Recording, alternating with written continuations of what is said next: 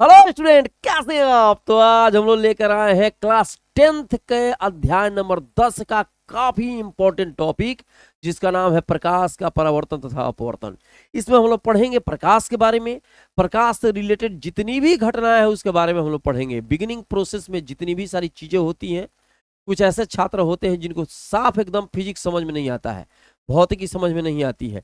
ठीक है, तो कोशिश यही रहेगी कि जितना भी कमजोर से कमजोर छात्र है इस सेशन में उसके भेजा के अंदर फिजिक्स घुसा दिया जाए। तो चलिए लेट न करते हुए शुरू करते हैं। तो आज हम लोग पढ़ेंगे प्रकाश के बारे में। तो प्रकाश के बारे में सबसे पहले इंट्रोडक्शन के तौर पे देख लेते हैं। यहाँ पर लिखा गया है अध्याय 10 क्लास 10th का बात है, प्रकाश का परावर्तन तथा अपवर्तन। तो इसमें सबसे पहले बेसिक चीजों के बारे में पढ़ेंगे। डायरेक्ट ये नहीं होगा कि परावर्तन पे उतर जाएंगे अपवर्तन पे उतर जाएंगे, क्योंकि एनसीईआरटी में आपका दिया था, एनसीईआरटी में प्रकाश का परावर्तन तथा अपवर्तन चैप्टर का नाम लिख दिया गया है, तो हम लोग भी उसका चैप्टर का नाम लिख दिए हैं। लेकिन हम लोग सबसे पहले चालू करेंगे प्रकाश से। तो प्रकाश क्या है इसके बारे में समझा जाए कि प्रकाश होता क्या है। ठीक है, तो प्रकाश क्या है मेरे भाई। प्रकाश की अंग्रेजी सबसे पहले समझ लीजिए, लाइट होती है। क्या होती है? लाइट। ठीक है, तो प्रकाश क्या होता है देवता। अब दिमाग में नहीं आना चाहिए कि प्रकाश क्या है, तो मेरे साथ 9वीं क्लास में पढ़ता है उसी का नाम प्रकाश है। ठीक है, प्रकाश एक माध्यम होता है जिसके द्वारा किसी वस्तु को हम लोग देख सकते हैं। ठीक है, मतलब अब से तो आप लोग जब ऊंचे क्लास में जाइएगा तो बताया जाएगा कि प्रकाश जो है एक विद्युत चुंबकीय तरंग है। हम लोग उसमें ज्यादा अभी घुसने की जरूरत नहीं है। अभी खाली छोटा सा एक थ्योरी समझ लीजिए। कोई पूछे प्रकाश क्या है तो कहिएगा प्रकाश एक माध्यम है, एक ऊर्जा है। ठीक है, जिसके द्वारा हम किसी वस्तु को देख सकते हैं। याद रखना चाहिए, प्रकाश नहीं रहेगा तो वस्तु को आप देख नहीं सकते हैं। तो वस्तुएं दिखाई कैसे देती है मेरे भाई? वस्तुएं दिखाई कैसे देती है? देखिए, जैसे मान लीजिए यहाँ कोई वस्तु है। ठीक है, अच्छा, हमको ये देखना है, ये आंख से हम देख रहे हैं। तो जब तक इस वस्तु पर लाइट पड़ेगी और पढ़कर वापस नहीं आएगी देवता, तब तक वस्तु आपको दिखाई नहीं देगी। किरण गई, ठीक है, प्रकाश गया और प्रकाश जाके उस पर चला गया तो ये वस्तु दिखाई नहीं देगी। मिस्टर इंडिया एगो फिल्म निकाला था सब। मिस्टर इंडिया में कॉन्सेप्ट क्या दिया था कि आदमी यहाँ है और आदमी आपको दिखाई नहीं दे रहा है। तो काहे नहीं दिखाई दे रहा है? अगर यहाँ से चली हुई किरण, ठीक है, चला हुआ प्रकाश आदमी के शरीर पर पड़े और फिर उससे सीधा सीधी पास कर जाए टोटल का टोटल, तो आदमी यहाँ खड़ा रहेगा लेकिन दूसरे आदमी को ये दिखाई नहीं देगा। ठीक है, क्योंकि वहां से किरण लौटी ही नहीं। जैसे कैसे होता है कि आप यहाँ पे हैं, आप यहाँ आए किस लिए, अरे आपने बुलाया इसलिए। और देखिए यहाँ आप हैं और यहाँ जो है आपकी मेहरी है, चाहे कौन है। ठीक है, अब यहाँ जो आप हैं इसको देख रहे हैं, ये है उजाले में, उजाला सुप्रीम। ठीक है, और ये है अंधेरे में, अंधेरा। तो जाहिर सी बात है कि उजला वाला, उजाले में जो आदमी खड़ा है यह आपको दिखाई देगा, हई वाला आदमी को दिखाई देगा। हई इसको देखेगा लेकिन हई इसको नहीं देखेगा क्योंकि अंधेरा में है। इसका मतलब हुआ कि किसी वस्तु को देखने के लिए वस्तु की जरूरत नहीं है, और वस्तु की जरूरत है ही कि किसी वस्तु को देखने के लिए वस्तु की जरूरत है, लेकिन उससे ज्यादा जरूरी क्या चीज है? तो प्रकाश। अगर प्रकाश नहीं रहेगा देवता तो वस्तु वहीं पे है लेकिन आँखिया से दिखाई नहीं देगा। ठीक है, तो यहाँ पे याद रखना चाहिए प्रकाश कैसे दिखाई देता है। यहाँ से रोशनी पड़ती है, यहाँ पे रोशनी पड़ रही है और रोशनी टकरा के इसके आँखिया पे आ रहा है तो वस्तु दिखाई दे रही है। लेकिन रोशनी यहाँ पड़ ही नहीं रही है जिसके चलते रोशनी यहाँ से लौट के जाए। यहाँ पे रोशनी अगर नहीं पड़ेगी तो जाहिर सी बात है कि पड़बे नहीं करेगी तो लौटेगा कुछ नहीं, इसलिए दिखाई नहीं देगा। तो किसी चीज को देखने के लिए लाइट का टकरा कर आंख पे आना जरूरी है। लाइट टकराए और आंख पे आए तो वस्तु क्या होती है? दिखाई देती है। टिकटिकी देखो, टिकटिकी चल रही है, टिकटिकी चल रही है। ठीक है, तो प्रकाश क्या है? कोई पूछे प्रकाश क्या है तो प्रकाश एक माध्यम है जिसके द्वारा हम वस्तु को क्या करते हैं? देखते हैं। ठीक है, चलते हैं इसमें। प्रकाश और उनके स्रोत, हम लोग प्रकाश के बारे में हम बता चुके हैं अभी कि प्रकाश एक माध्यम जिसके द्वारा किसी वस्तु को देख सकते हैं। ये अलग अलग प्रकार के हो सकते हैं। मोमबत्ती हो सकता है, बल्ब हो सकता है, आकाश में उपस्थित तारे हो सकते हैं, यहाँ सूर्य हो सकता है। सूर्य तो सबसे बड़ा प्रकाश का स्रोत है पृथ्वी पर, आप लोग जानते ही हैं। ठीक है, अब इसमें प्रकाश का स्रोत जो है ये दो प्रकार का हो गया। प्रकाशवा का स्रोतवा दो प्रकार का हो गया देवता। पहला क्या हो गया? एगो प्राकृतिक स्रोत, प्राकृतिक, एक हो गया मानव निर्मित, जिसको हम लोग कृत्रिम कह सकते हैं, आर्टिफिशियल। ये नेचुरल होता है, एक आर्टिफिशियल होता है। नेचुरल क्या है देवता? जो कि प्रकृति के द्वारा पहले से बनाया गया, उसको नेचुरल कहेंगे। ठीक है, नेचुरल ब्यूटी है। नेचुरल ब्यूटी देखा है ना इंस्टाग्राम पर आजकल, एकदम धमाल मचाए हुए हैं, नेचुरल ब्यूटी हर एक करिएवा। तो यहाँ पे जो है नेचुरल ब्यूटी की बात नहीं है, नेचुरल स्रोत की बात हो रही है। और यहाँ देखिए सूर्य है, तो सूर्य जो होता है ये एक प्राकृतिक स्रोत है, जिसके द्वारा हम लोग प्रकाश लेते हैं। साथ में यहाँ तारा है, तो तारावा भी जो प्रकाश वहां से जो प्रकाश निकल रहा है, ये एक नेचुरल स्रोत है। लेकिन बल्ब, बल्ब जो बनाया है वो आदमी बनाया है, तो इसको कृत्रिम कहेंगे या मानव निर्मित।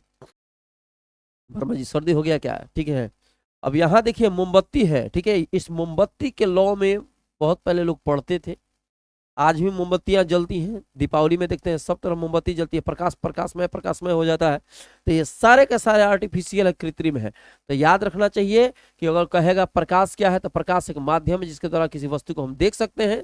प्रकाश के कितने स्रोत होते हैं? तो प्रकाश के दो प्रकार के स्रोत होते हैं। दो प्रकार के, दो ही स्रोत नहीं होते हैं, स्रोत तो बहुत सारा होता है, लेकिन दो प्रकार का स्रोत होता है। एक होता है देवता प्राकृतिक, प्रकृति क्या है? जो प्रकृति के द्वारा दिया गया। एक होता है कृत्रिम, जो मनुष्य के द्वारा बनाया गया। तो ये कृत्रिम दिखाई दे रहा है इधर से इधर, ये प्राकृतिक दिखाई दे रहा है इधर से इधर। आगे चलते हैं देवता। ठीक है, अब प्रदीप्त या इसको दीप्त भी कहा जाता है, और अदीप्त या अप्रदीप्त एक चीज है। कई जगह लिखा है, ठीक है, दीप्त पिंड तथा अदीप्त पिंड। ठीक है, और अभी इसका नाम यहाँ पे देख रहे हैं प्रदीप्त और अदीप्त, अप्रदीप्त। ठीक है, तो ये दोनों होता है। प्रदीप्त कहिए या अप्रदीप्त कहिए, काम चलेगा। प्रदीप्त का मतलब होता है कि वैसे पिंड, ठीक है, जिससे स्वतः प्रकाश निकलता है, अपने आप, अपने से प्रकाश निकले। और ये अपने से ना निकले, दूसरे की सहायता, ये इसमें से प्रकाश नहीं निकलता है। मैंने कहने का मतलब दुनिया के वैसे पिंड जो अपने आप चमकता है, जिससे प्रकाश निकलता है, उसको हम लोग कहते हैं दीप्त पिंड। याद रखना, परिभाषा लिखना होगा तो भाई लिख लेना, परिभाषा इसमें नहीं लिखने जा रहे हैं। ठीक है, दीप्त पिंड क्या है? ठीक है, लुमिनियस, नॉन लुमिनियस। ठीक है, लुमिनियस, नॉन लुमिनियस। दीप्त पिंड क्या है? कोई कहे तो कहिएगा वैसे पिंड जिससे प्रकाश निकलते हैं, उसको हम लोग दीप्त कहते हैं। ठीक है, स्वतः प्रकाश निकले, प्रकाश तो किसी से निकलता है, इसका मतलब अपना प्रकाश होना चाहिए। वैसे पिंड जिनका अपना खुद का प्रकाश हो, वैसे दीप्त पिंड, और जिसका खुद का प्रकाश नहीं हो, उसको अदीप्त पिंड। यहाँ दीप्त पिंड जो है, यहाँ सूर्य है, सूर्य से अपने आप रोशनी निकलती है। ठीक है, ये दूसरे की सहायता से नहीं जलता है। ठीक है, सूर्य के अंदर जो भी चीजें हैं, गैसेज हैं, उसके द्वारा ये प्रकाश फेंक रिया है, मतलब सूर्य का अपना लाइट है। ठीक है, ये हो गया, क्योंकि ये दीप्त हो गया क्योंकि ये प्रकाश दे रहा है। ठीक है, यहाँ देख लीजिए थोड़ा सा, ये अदीप्त पिंड है, इससे प्रकाश नहीं निकलता है। यह अदीप्त पिंड है, यहाँ से प्रकाश नहीं निकलता है। ठीक है, कुर्सी से प्रकाश निकलता है जी। ठीक है, यहाँ भी देख रहे हैं कि किताब उताब सजाया गया है, यहाँ से भी प्रकाश नहीं निकलता है। चंद्रमा है, ये भी एक अदीप्त पिंड है। तो कहिएगा नहीं सर, चंद्रमा को तो हम देखे हैं, चंद्रमा चमकता है। अरे चंद्रमा तो चमकबे करता है, लेकिन अपना लाइट से नहीं चमकता है। यहाँ तुम है, कौन है? तुम है। यहाँ देख रिया है चंद्रमा को, और सूर्य की रोशनी इस पर पड़ रही है, ढींका चिका। सूर्य की रोशनी इस पर पड़ती है, ढींका चिका, और उसके बाद तुम्हारे आँखिया पर आता है। सूर्य की रोशनी पड़ा और तुम्हारे आंख पे आया, ये चमकने लगा, शीशा की तरह काम कर रहा है। तो कहेगा ऐसे कैसे चमक रहा है? तुमको ये समझ में नहीं आ रहा था, ऐसे समझ लो कि हिन्ने चंद्रमा है, हिन्ने तुम है, इधर देख रहा है, और सूर्य का लाइट यहाँ पे यहाँ पड़ रहा है। सूर्य की रोशनी यहाँ से यहाँ पड़ी, टकरा के इस पे आई। तो चंद्रमा जो होता है एक अदीप्त पिंड है, अपना प्रकाश नहीं होता है, शीशे की तरह। कैसे शीशा होता है? अदीप्त पिंड है, लेकिन जब लाइट उस पर पड़ता है तो फटाक से ना लौटा देता है, और वही शीशा चमकने लगता है। तो उसी तरह से हई जो लाइट पड़ेगा, यहाँ से परावर्तन होगा और चंद्रमा चमकेगा। इसका मतलब चंद्रमा भी एक अदीप्त पिंड है, उसका अपना खुद का प्रकाश नहीं होता है। ठीक है, आगे चलते हैं। कोई पूछे दीप्त पिंड क्या है, प्रदीप्त पिंड, सीधा सीधी कहना है वैसे पिंड जिनका अपना प्रकाश होता है, उसको दीप्त पिंड कहते हैं, चाहे प्रकाश अपना निकलता है। वैसे पिंड, दुनिया के सारे वैसे पिंड जिनमें प्रकाश नहीं होता है, ठीक है, उसको अदीप्त पिंड कहते हैं। ठीक है, आगे चलते हैं। प्रकाश का प्रकीर्णन, छोटे छोटे टॉपिक दिए गए हैं मेरे भाई। ठीक है, प्रकाश का प्रकीर्णन क्या है? परिभाषा अगर बोल रहे हैं हम, तो परिभाषा सुनकर लिख दो, चाहे नेक्स्ट सेशन क्या करेंगे ना, इसका परिभाषा यहाँ लिख देंगे कि तुम लोग क्या करेगा, स्क्रीनशॉट लेगा और फटाक से ना उसको लिख देगा, ठीक है, कोई दिक्कत की बात नहीं है। अभी खाली समझ लो, समझा रहे हैं तो जो चीज समझा रहे हैं उसको बैठकर भी कॉपी का नोट्स आप लोग बना सकते हैं, दिक्कत वाला बात नहीं है। अब लिखेंगे तो बड़ी समय लग जाएगा। प्रकाश का प्रकीर्णन क्या है मेरे भाई? प्रकाश का प्रकीर्णन देखते होंगे आप लोग कि वायुमंडल जो है, वायुमंडल में बहुत छोटे छोटे कण मौजूद है। देख लीजिए, ध्यान दीजिए, वायुमंडल में बहुत छोटे छोटे कण मौजूद होते हैं। सूर्य की रोशनी, ये सूर्य है, सूर्य की रोशनी जब इस पर पड़ती है तो ये क्या करता है, उस रोशनी की ऊर्जा को, बहुत सारा ऊर्जा को सोख लेता है, ठीक है। और ये जो जितना छोटा छोटा कण है, सूर्य की बहुत सारी ऊर्जा को, रोशनी को सोखता है और अगल बगल धोकर छितार देगा, अगल बगल छितार देगा, तो सब तरफ प्रकाशमय प्रकाशमय हो जाएगा। इसका मतलब हुआ, ठीक है, मतलब यहाँ पर रोशनी पड़ा, ये सब सोख रहा है, देखिए ये सब सोख रहा है, लेकिन उसके बाद ये सब छितारना चालू करेगा, सोखेगा और उगलेगा, सोखेगा उगलेगा। वैसे पानी लिए मुंह में, ठीक है, जग से पानी मुंह में ले लिए और उसके बाद फुहारा मार दिए, बहुत छितर आ गया, उसी को कहते हैं प्रकाश का, मतलब प्रकाश का, उसको तो पानिया का प्रकीर्णन हो गया, प्रकाश का प्रकीर्णन कहते हैं। तो प्रकाश का प्रकीर्णन क्या है श्रीमान?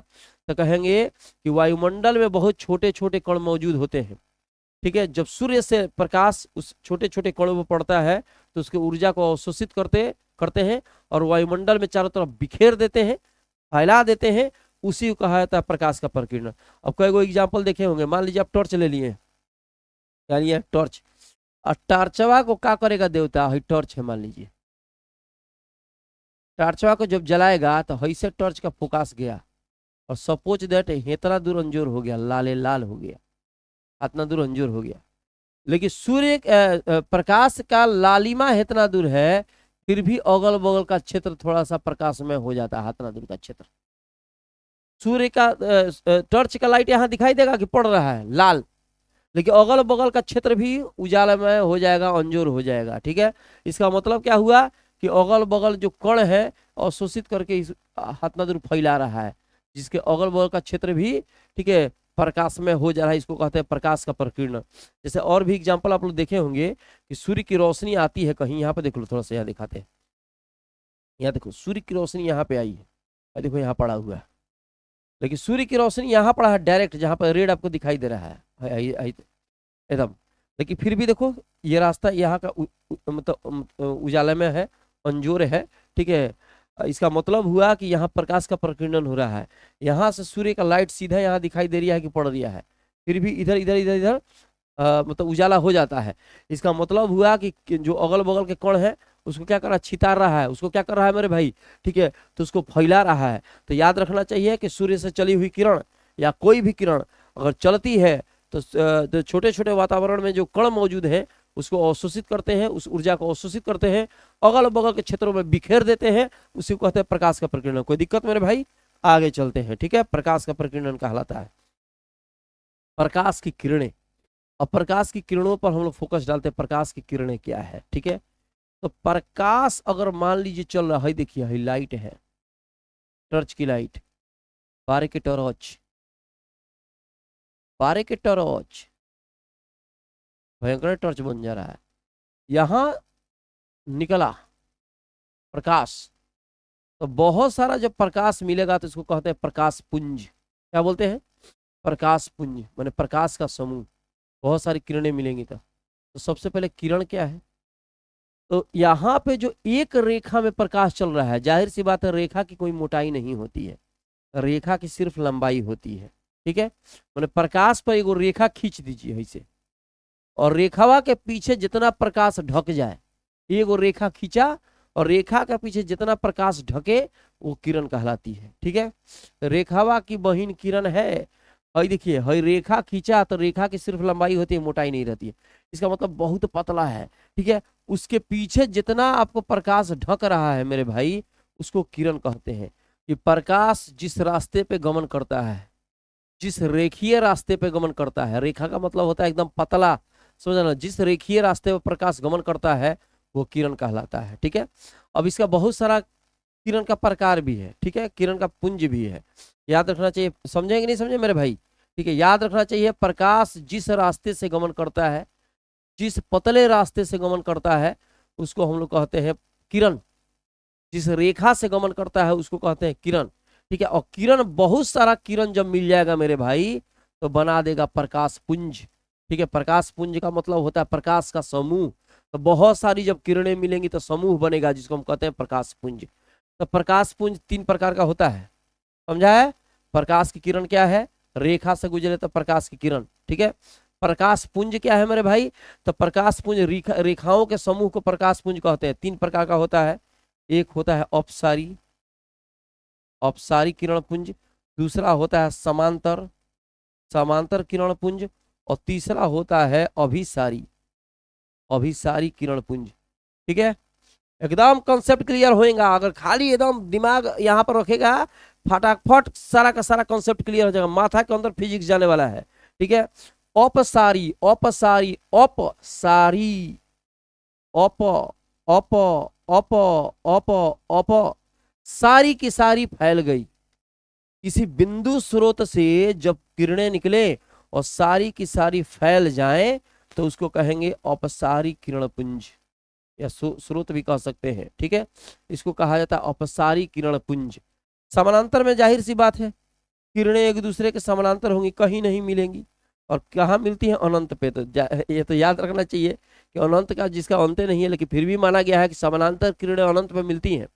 समानांतर किरणें कहाँ मिलती है मेरे भाई, समानांतर किरण अनंत पे मिलती हैं। यहाँ अपसारी जो है, ठीक है, अपसारी में एक बिंदु स्रोत से किरणें निकले और फैल जाए। समानांतर में क्या है, समानांतर रेखाएं एक दूसरे के साथ गमन करती हैं तो समानांतर किरण पुंज हो जाएगा। किरण पुंज क्यों कह रहा है, बहुत सारा किरण है, बहुत सारा किरण है। और अभिसारी, अभिसारी एक बिंदु पर, अभिसारी, अभिसारी, अभिसारी, ठीक है। प्रकाश स्रोत से चली हुई किरण जब एक बिंदु पर जाके मिल जाती है, अभिसारी किरण पुंज। एक बिंदु से निकली हुई किरणें जब फैल जाती हैं, अपसारी किरण पुंज। और जब किरणें एक दूसरे के समानांतर होती है तो समानांतर किरण पुंज कहते हैं। मुझे लगता है कि सारा का सारा कॉन्सेप्ट। और भी कोई टॉपिक देखिए, अब पारदर्शी, यहाँ पे है पारदर्शी, पारभासीय और अपारदर्शी पदार्थ। बड़ी छोटा सा टॉपिक है, खूब बढ़िया समझ में आने वाला है, माथा के अंदर घुसने वाला है, एकदम ध्यान से देखने का। पारदर्शी क्या होता है देवता, जो आर पार चला जाए। जब किरणें किसी पदार्थ से आर पार चली जाती हैं तो उसको कहा था पारदर्शी। ऐसे देखेंगे तो ओह पार दिखाई देगा, ऐसे शीशा पकड़ा एकदम पारदर्शी है, तो इसका मतलब हुआ कि इस पार देख रिया तो उस पार दिख रिया, तो ये कहा जाएगा कि पारदर्शी माने ट्रांसपेरेंट ऑब्जेक्ट है। शीशे का गिलास जो होता है मेरे भाई, शीशे के गिलास को ऐसे पकड़ के अगर उस पार देखा जाए तो लगभग लगभग साफ साफ दिखाई देता है, ठीक है। तो ये हो गया ट्रांसपेरेंट, ठीक है। उसके बाद होता है पारभासी, ठीक है, आधा अधूरा है प्यार, आधा अधूरा है। यहाँ जो है आधा अधूरा की बात हो रही है, इसका मतलब हुआ कि थोड़ा बहुत दिखाई देगा। कोई वो खिड़की में शीशा लगा देता है तो उधर से दिखाई देगा ना, तो अच्छा हल्का फुल्का कुछ हो रहा है आदमी, हल्का फुल्का उसमें आदमी दिखाई दे रहा है आदमी, लेकिन पूरा दिखाई नहीं देगा। इसका मतलब हुआ हल्का फुल्का तुमको दिख रहा है लेकिन पूरा कौन पूरा का पूरा साफ साफ नहीं दिख रहा है, तो उसको कहते हैं हम लोग, ठीक है, ट्रांसलूसेंट ऑब्जेक्ट, पारभासी, ठीक है। पारभासी से सारी की सारी किरणें पास नहीं होती हैं, कुछ किरणें इधर रह जाती हैं, कुछ किरणें पास करती हैं, इसमें सारा का सारा किरण पास हो जा रहा है। उसके बाद होता है अपारदर्शी, जिससे किरणें पास नहीं कर पाती हैं, जैसे सेब है, ठीक है। सेब जो आ जाएगा वो आपका यहाँ देखिए, ये भी है एग्जाम्पल, ट्रांसपेरेंट में आएगा, शीशे गिलास उस पार दिखाई देता है। पॉलिथीन जो होता है हल्का फुल्का साफ साफ नहीं दिखता है, तो हल्का इधर दिखेगा हल्का उधर दिखेगा। और यहाँ पे ये जो चीज टंगी हुई है, या सेब है या कुर्सी है, बेंच है, जितना की जितना है वो होता है ओपेक, इसको कहा था ओपेक, अपारदर्शी। इससे किरणें पास नहीं करती हैं, जाती हैं टकरा कर लौट आती हैं। यहाँ देखो ये अपारदर्शी है, जा रही है टकरा कर, अगर इसको आंख के पास भी रखेंगे तो उस पार दिखाई नहीं दे रहा है, इसका मतलब अपारदर्शी है। किरणें जा रही हैं लेकिन टकरा के उस पार नहीं जा रही हैं, लौट आ रही हैं, वस्तु पूरा का पूरा क्लियर दिख रही है, ठीक है। इसका मतलब हो रहा है कि वस्तु से किरणें सारी की सारी टकरा के लौट रही हैं, पूरा पास कर जाता, पारदर्शी, आधा आता आधा जाता, ठीक है। तो इसको कहेंगे ट्रांसलूसेंट ऑब्जेक्ट, ठीक है, कहा जाएगा पारभासी। मुझे लगता है कि सारे के सारे टॉपिक, ये बिगिनर टॉपिक थे, सारे के सारे टॉपिक समझ में आए होंगे। तो मिलते हैं छोटे से ब्रेक के बाद नेक्स्ट टॉपिक में।